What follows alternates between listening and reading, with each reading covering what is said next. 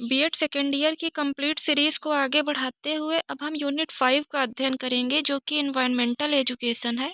परीक्षा की दृष्टि से यह काफ़ी इम्पोर्टेंट यूनिट है। यूनिट 5 से कभी कभी यह प्रश्न पूछ लिया जाता है, पर्यावरण का अर्थ तथा परिभाषाएं बताइए। तब आपको किसी भी कलर के स्केच से सबसे पहले हेडिंग डालनी है, पर्यावरण का अर्थ। वैसे पर्यावरण अंग्रेजी शब्द एनवायरनमेंट का रूपांतरण है, जो कि दो शब्दों से मिलकर बना है, एनवायरन तथा मेंट। एनवायरन का अर्थ इनसर्किल है तथा मेंट का अर्थ इनक्लोज होता है। कुछ वैज्ञानिकों ने एनवायरनमेंट के स्थान पर हैबिटेट शब्द का भी प्रयोग किया है। पर्यावरण शब्द दो शब्दों से मिलकर बना है, परि धन आवरण, अर्थात जो हमें चारों ओर से घेरे हुए है वही पर्यावरण है। पर्यावरण का विस्तार 10,000 मीटर की ऊंचाई से लेकर 250 मीटर की गहराई तक है। आइए अब हम विस्तार से पर्यावरण का अध्ययन करें। पृथ्वी पर स्थित समस्त वस्तुओं को दो भागों में विभाजित किया गया है। नंबर 1 जैविक, नंबर 2 अजैविक। इन सभी वस्तुओं का प्राणी मात्र पर एकजुट प्रभाव ही पर्यावरण कहलाता है। निसंदेह इसमें पेड़ पौधे, वनस्पति, भूमि, वायु, जल, प्रकाश, ताप आदि सभी सम्मिलित हैं। पर्यावरण से अभिप्राय एक ऐसे परिवृत्त से है जो जंतु तथा वनस्पति समुदाय को प्रभावित करता है। पर्यावरण अंग्रेजी शब्द एनवायरनमेंट का रूपांतरण है, जो कि दो शब्दों से मिलकर बना है, एनवायरन तथा मेंट, जिनका अर्थ क्रमशः इनसर्कल या इनक्लोज होता है। कुछ वैज्ञानिकों ने पर्यावरण के लिए एनवायरनमेंट शब्द के स्थान पर हैबिटेट शब्द का प्रयोग किया है, जिसका अभिप्राय समस्त परिवृत्ति से है। पर्यावरण का विस्तार जीवमंडल की सीमा पृथ्वी की सतह से 10,000 मीटर की ऊंचाई से पृथ्वी सतह से 250 मीटर की गहराई तक तथा जलमंडल में 8,000 मीटर गहराई तक फैला हुआ है। नोट: पर्यावरण शब्द दो शब्दों से मिलकर बना है, परि धन आवरण, अर्थात जो हमें चारों ओर से घेरे हुए है वही पर्यावरण है। पर्यावरण का सीधा संबंध प्रकृति से है।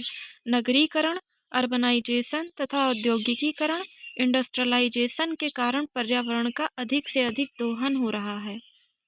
वैसे बीएड का कोई भी आंसर बिना डेफिनेशंस के कभी कंप्लीट नहीं होता है।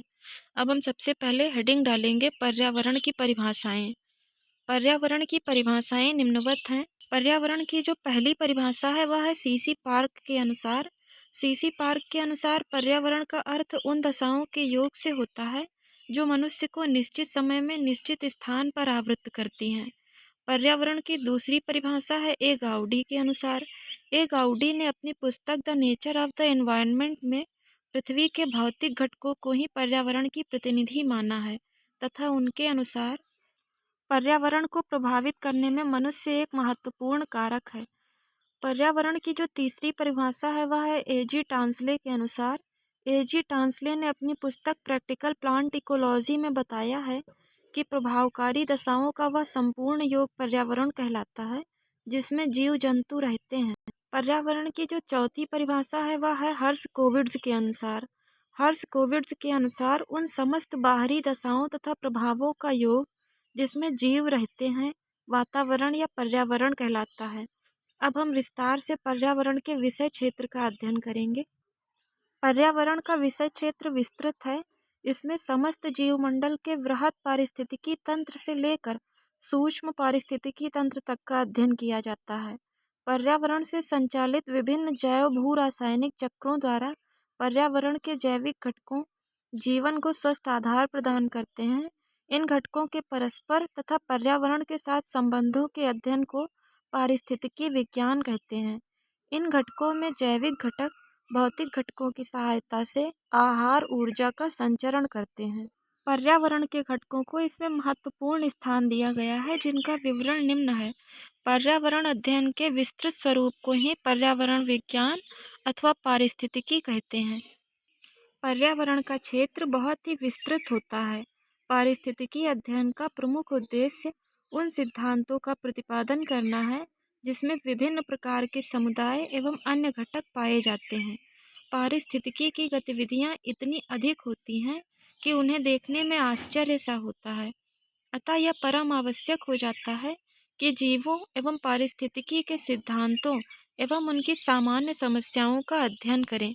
इसलिए खाद्य श्रृंखला का आपसी संबंध, जैव अनुकूलन, मृदा, वायु एवं जल की प्रकृति, जीव विस्तार एवं कटिबंध, जीवोम अनुकरण अनुक्रमण इत्यादि का अध्ययन आवश्यक हो जाता है। प्रकृति में जीवों एवं पर्यावरण के संबंधों में क्लीमेंट के अनुसार निम्न प्रकार से स्पष्ट किया जा सकता है।